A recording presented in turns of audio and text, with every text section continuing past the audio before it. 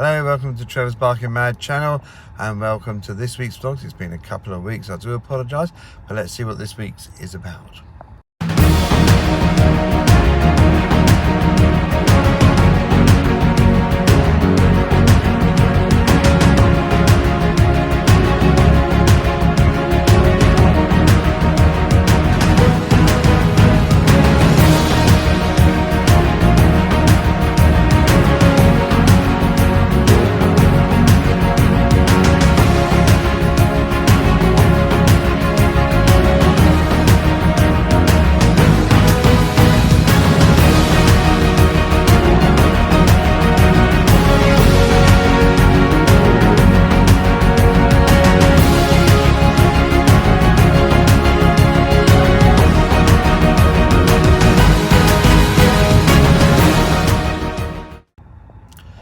Yes, and thank you very much for tuning into YouTube and into my channel.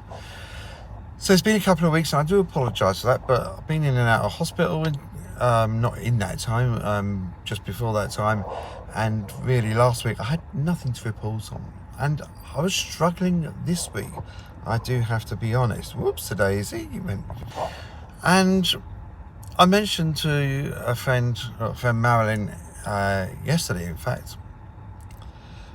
She came out with me on one of my Amazon blocks and we went for a meal afterwards, and somehow the conversation got onto YouTube and my channel, and I said I need to do one. I need to do a vlog, but I said I really do not know quite what to do it on.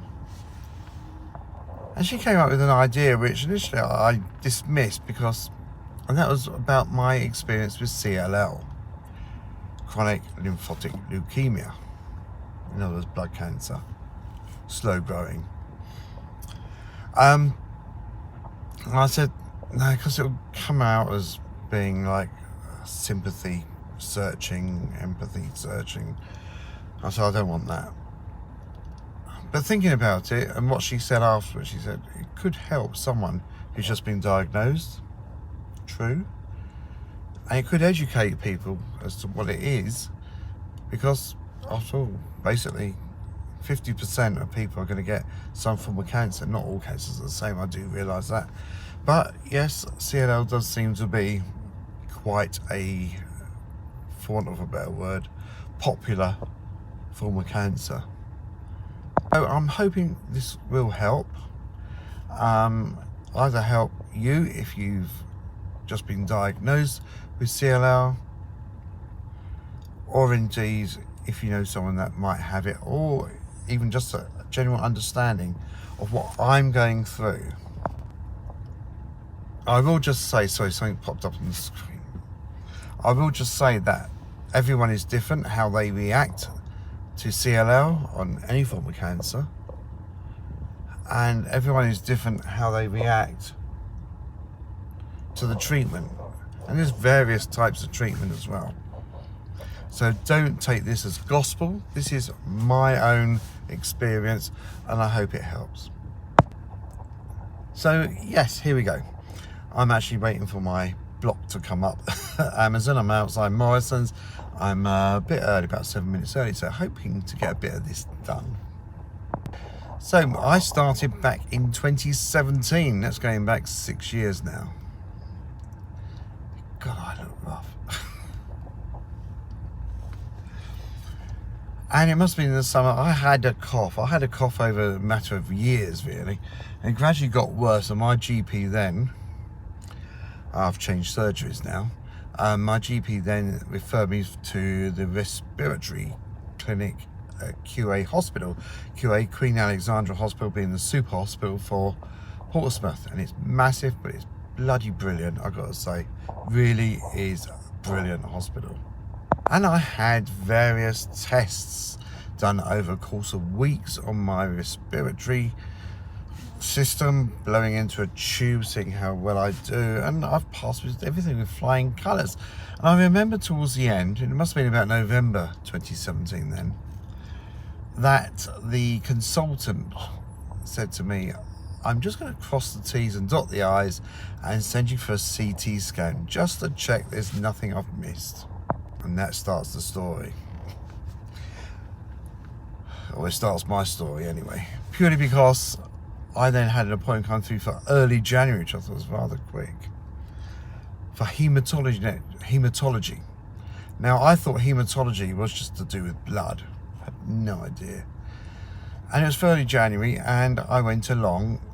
It would have been nice if it had said take someone with you, but it didn't. I went along to hematology and I saw the gentleman who is my consultant. I would say a little bit, possibly eccentric, but he is absolutely fantastic. Apparently he's one of the top consultants in his field. Okay, so I went along for this consultation.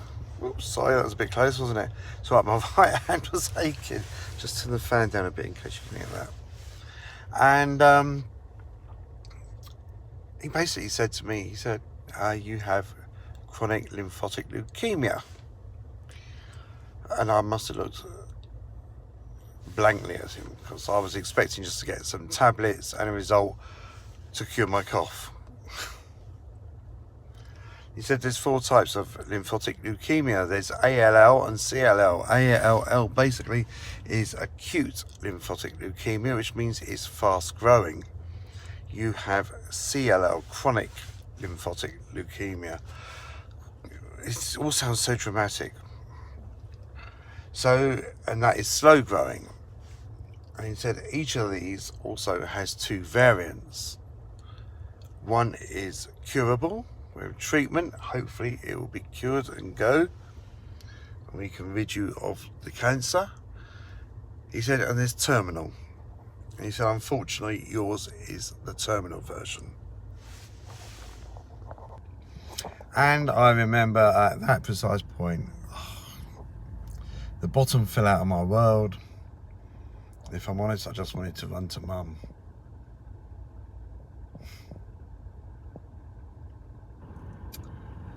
I asked loads of questions that just instantly came into my mind. And I most probably did get answers I can't remember now. I know one of the questions I asked, one of the last questions I asked was, how long have I got then? And of course they don't really give you that information now, because with treatment you can react better than some or worse than some, and so I had a very rough 2 to 10 years, but I know that people do live beyond 10 years with it, and I know exactly what he meant when he said it can change course all of a sudden, and it can speed up or it can slow down. I've literally just set it up at home now. Yes, thank you, Toto. And I just came out into the car park. I had tears coming down my face. I was trying to not allow it to happen, but it does. You feel sorry for yourself. You feel sad for yourself. You just think it's not going to happen to you, something like this. And as I say, I was expecting to just go in for tablets for my cough. I do remember phoning a friend and just said, please stop smoking. With what I just found out about me. And I had smoked on and off, it was probably more on than off, since I was 16. I stopped about 12 years ago. But it doesn't necessarily mean that's the cause of it, because my mum had a partner for many, many, many years, has never touched a cigarette or a cigar or a pipe. And bless him, he passed away from cancer as well, 17 years ago this year. It's very sad. So with that news, well, the next stage was to come to terms with it. And one of the things, instantly being morbid, I suppose, and you want to get your will together, you want to get things together. I've done a little e-pack to go with my will, and so that X number of people know what I want to happen, and conditions linked in with the will. My solicitors also sort of being informed about certain conditions and things. So yes, that's all been taken care of. It took about a year to do it. And then of course the dogs, I started panicking, thinking, oh, what are the dogs if I go into hospital for a long period of time? So an arrangement was done with the ARC, which is the RSPCA at Stubbington in Hampshire, and a couple of times that works really well. Other times they've now got a new manager there, who unfortunately won't come out and pick them up, so I'm relying on, I still need to do that bit. Actually, that's just reminded me, find a taxi company who in an emergency would come out and pick the dogs up, or even a dog walking company come around, pick up the dogs and take them to the ARC. So I need to do that. It's just reminding me. So during the next couple of years, my blood count, or whatever it's called, the bad blood cells as I call it to my consultant, went from about 20 odd, and they gradually went up a little bit each time. I wasn't too worried. I was on watch and wait, which is literally that, they watch and wait for it to do something, and then they'll react to it accordingly. I did keep being told, or not keep being told, but I was told and informed how expensive the treatment is, and that is an element of it being introduced to me, dependent upon cost, because it's terminal. And that really hits home. Sorry, I'm covering my mouth, and how rude. That really hits home, because you think life has got a price. All these years and decades I've paid in, and all of a sudden the treatment for this has got a price, and because of that price and it's terminal, it might not be given. But luckily there's a lot of research groups that do fund it, and I believe it's under these research groups that I've been given the treatment through the NHS. The tablets I'm on, well, I'll come to those in a bit. I'm doing this in a lot of little takes, it's a lot easier. So over the times that I did contact the Macmillan. I've got to be honest, very mixed response with the Macmillan. In the hospital, I've got to be honest, I haven't had much success, is that the right word? Much help. First of all, can I claim any benefits? We need to phone. They've got their own CAB, Citizens Advice Bureau. That's a phone number you can ring free of charge in the UK, and they give you free legal advice on what you can claim, anything about your life, pensions, cashing things in like that, etc. So, and I rang that, and it wasn't a lot of help because I was still working. And I've got to be honest, the company I was working for, which I've been working for since 2001, were absolutely fantastic. Their head of HR at that time nothing was too much trouble, and I'm exceedingly grateful to that lady who made that reassurance to me so clear. And even if I wanted to go up to staff room for a kip because I was tired, I could do so. I never did. There were times I wanted to, but I never did, because that's just me. I wouldn't do that. If I was going to do that, I'd go home. So one thing that Macmillan do is that they say they can help you financially, and I was getting a bit worried about my mortgage, which I had at the time. But their assistance financially was a one-off payment, and whilst I was very grateful, it didn't cover a third of one mortgage payment. It helped. I'm not being ungrateful. It was a huge help. It took a weight off my mind, but it was not something that you could then sit back and think, oh, that's all taken care of, because it wasn't. I'm not saying I expected them to pay off my mortgage or anything like that. I expected maybe a bit of advice on what to say to the mortgage company, and to hold payments, and then sort of cash in when you die and sell the house. And basically that is what I've done, except I've done it through equity release with Key Equity Release, who were really good, and they were the highest payer outer. But obviously my equity in the house goes down a little bit each year, because I'm not paying. You can pay if you want to. I've chosen not to. So my equity goes down. It doesn't go into negative equity, but it just goes down each year. So it's only me. I've got no kids.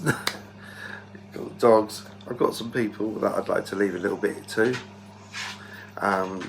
if that's possible. And it's all done on percent, so whatever's left is left. But going back to Macmillan within the hospital, one time I think my levels had gone up quite high, and not quite high, but gone up to about 50 or 60. And apparently they start the treatment when you get to about 200, so it wasn't scary level, but you do get a bit concerned as it gradually creeps up. And would you like a cup of tea? Yes, I would, thank you. And what can we help you with today, etc. So I sat and told them. I was a bit tearful. Went away. For something you think you might like joining, that's Gospel Men's Shed. That's, have you ever thought of taking up needlework? I said, no, I hadn't. Well, I just went. What was the point of saying that to me? That's not what I went in for. And the previous time I got in asking about what can I claim anything to help financially, and that's when they gave me their CAB phone number to ring. No one in there could help me, or I could make an appointment to see anyone. So I was like, I won't be bothering to go in there again.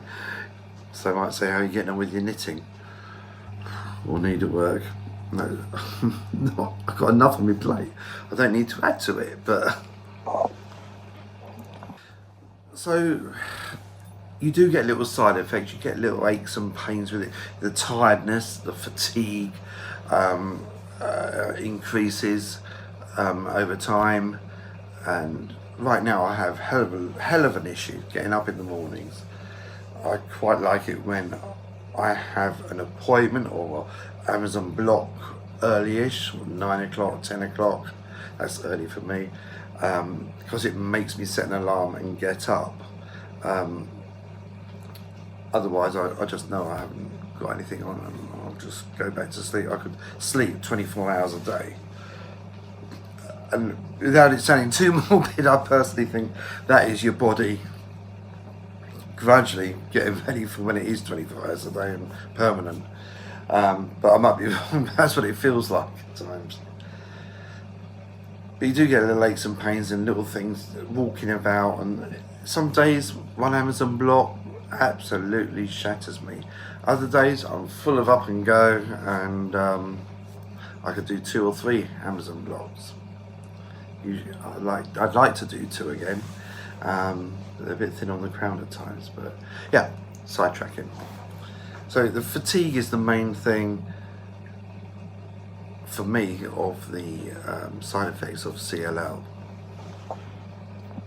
So in October 2021, my spleen was my key point. My spleen had grown to at the start of it was 18 centimeters. It should be 8 centimeters. And it remained at 21 centimeters for quite a while. Before I started my current treatment that I'm on now, it was 22 centimeters, and that's when it triggered, we need to do something. Because if it goes too big and it touches other organs such as your heart, then that can be a disaster waiting to happen. So in October 2021, They started me on, I'm going to try and say this correctly, obinutuzumab. It's a drip. You do that for a couple of months, and then they start adding the venetoclax tablet, and I think the drip was going to be 6 months, and the venetoclax was going to be 2 years. I might be wrong, but I think that's what it was. Anyway, so I went in for my first day's drip, and they said, here's your buzzer. I just signed up to Amazon Prime, and I sat in this little room, which was rather pleasant, watching on my phone Jeremy Clarkson's Farm. Fantastic. What a way to really wait the time. So it's not just the drip going in your arm, your body has to be prepped for it, so you're having different things pumped into you by the drip, and that takes 4 to 5 hours alone.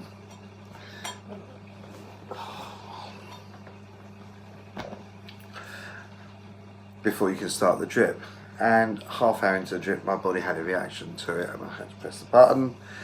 They then give you the preparation stuff again slowly, and to prep your body again and to calm it down after its bad reaction it had. And they had another go, and I lasted 5 minutes before the reaction started again. Press the button, and that was it. Go home today, come back tomorrow, and we will try it again. And I went back the next day with the mindset that whatever happens, I'm not pressing that button. I'm going to go through this. I'm going to get through it. Maybe after the first one, I think it's going to go on for hours. But maybe after the first one, it then gets easier. Let's stick with it. So anyway, this time the next day I wasn't in a room, I was in this like big semicircle of very nice armchairy things, and you've got the drip next to you, and have your headphones in, did the body prep stuff, a few hours, and then they put the main drip on, the obinutuzumab, hoping I'm saying that right, and it got to about 25 minutes on day 2, and bless her, the lady opposite me said, "Are you going to press it or am I?" I knew I'd had a reaction to it. My face felt like it was on fire. I knew I was bright red. I said, "What?" She said, "You look like a tomato." So I just pressed it. And with that, because my consultant came down, bless him, and said, "This isn't working, we're going to send you home." So they did send me home, and at my next review, having let my body calm down, my bad cell numbers had gone from 60 odd to 20 odd, which in what was basically just about an hour's worth of treatment of the drug, I felt quite impressed with that, how quick that's worked. I don't think it had shrunk the spleen much, but the sheer cancer cells going down, I was quite chuffed with. So is it chemo? No, it's not chemo. Chemo, as I understand it, attacks everything. And nowadays they don't give new patients chemo. It's called targeting drugs. This is what I've been told, so this is what I'm saying. They're targeting drugs, and they just target the cancer cells.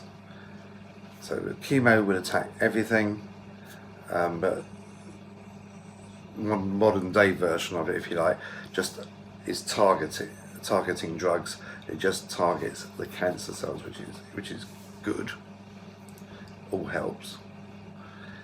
So I was then for about a year on almost watch and wait, and then came the discussion, because my spleen was 22 centimeters in, I think it was September, or it might have been October again, 2022, last year. They're going to put me on a different drug and venetoclax.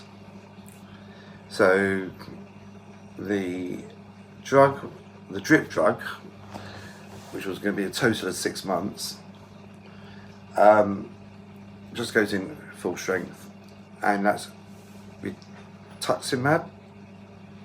Hope I said that right. And it was, from what I understand, it's the predecessor to the one I had previously. So with a little bit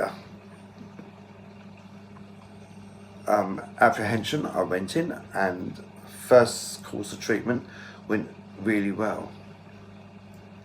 And then I went in for my second course of the drip, and afterwards I noticed I felt my heart, I suffer from AF, atrial fibrillation, which is an irregular heartbeat, and that is controlled by a tablet each day, bisoprolol.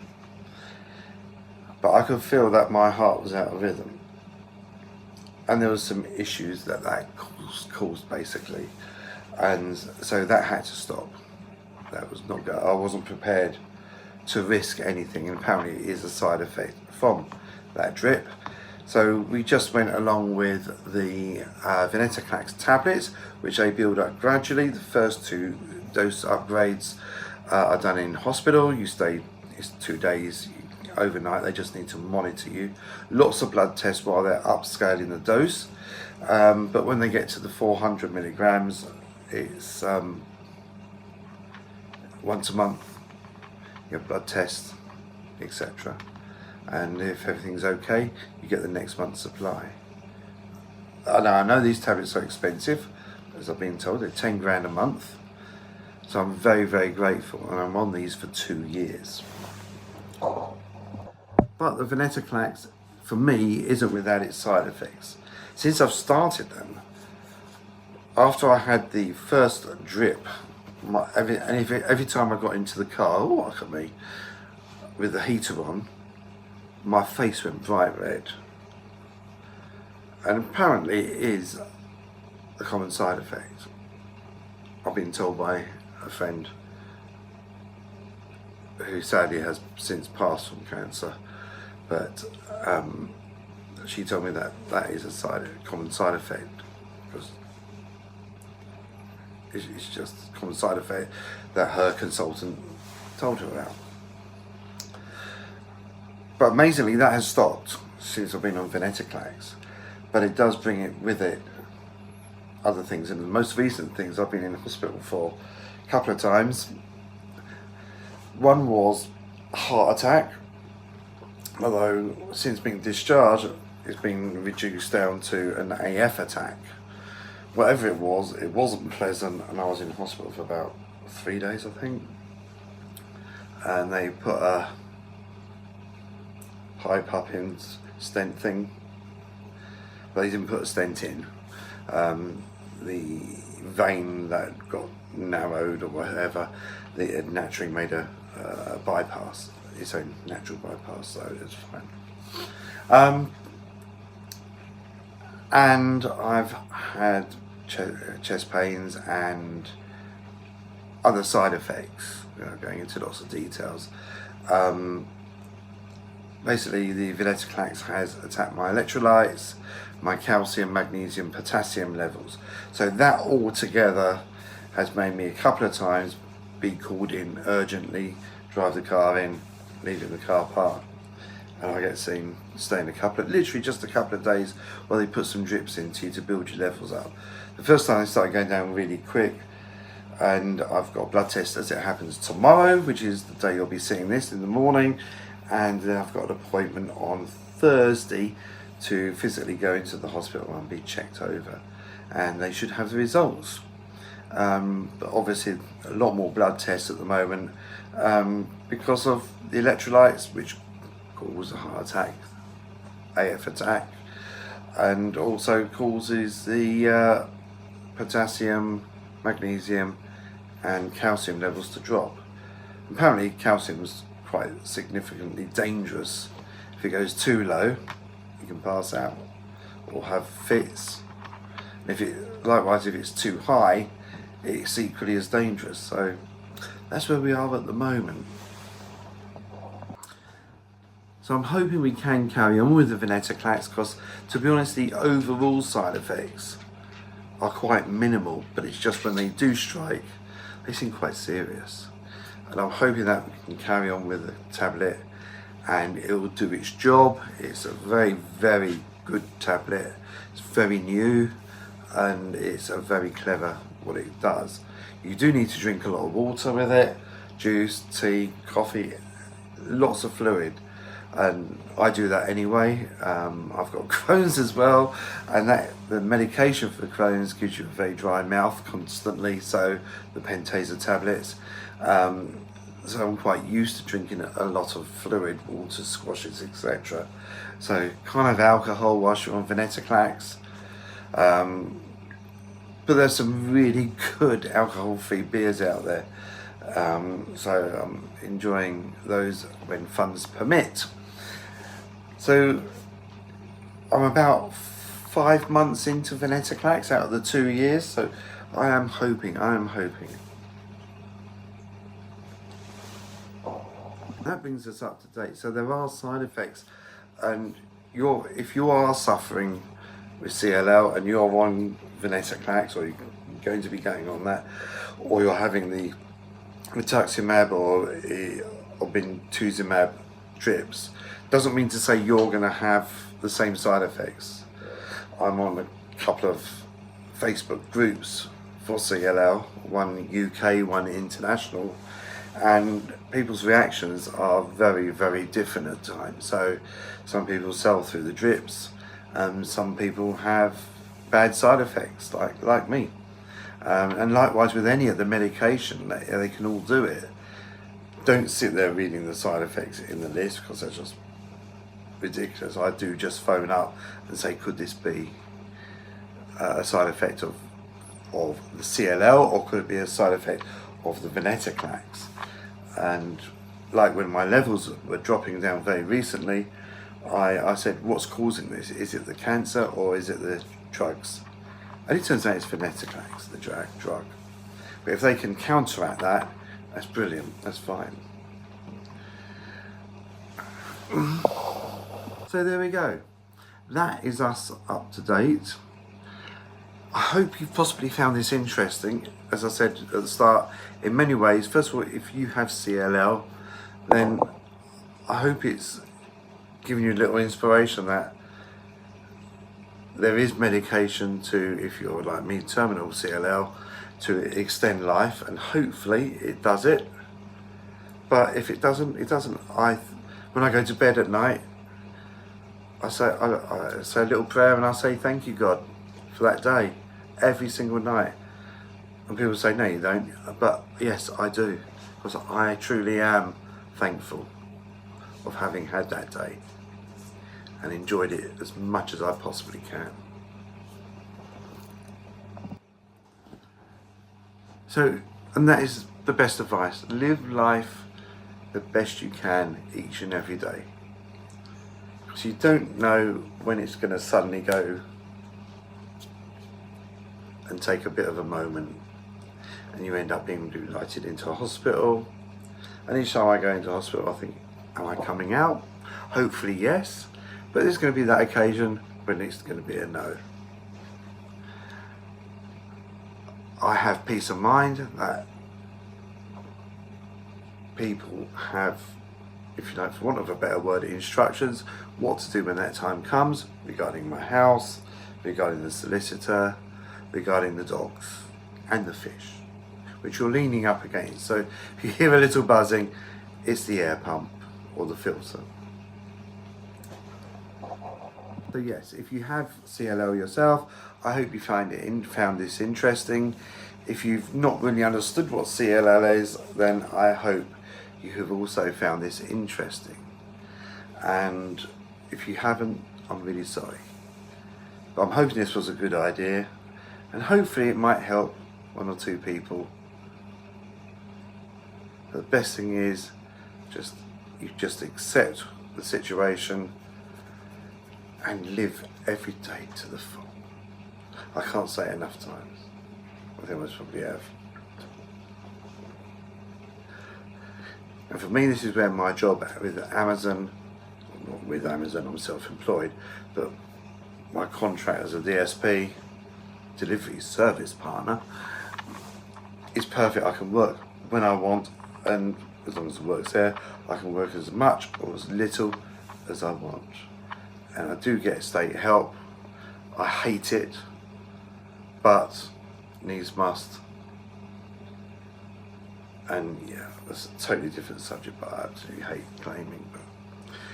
But it all helps. Every little helps at the moment. So on that note, you take care. Love one another. Sorry. Please subscribe, like, share. And just on a bit more of a chirpier note, here's a few pictures of the week. Love one another and make the most of it. Bye.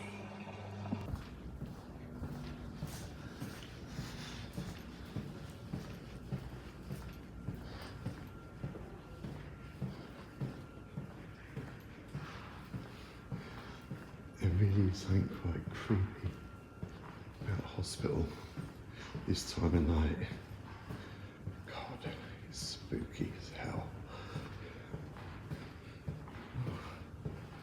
I know I am now. Oncology pharmacy. Charity shop.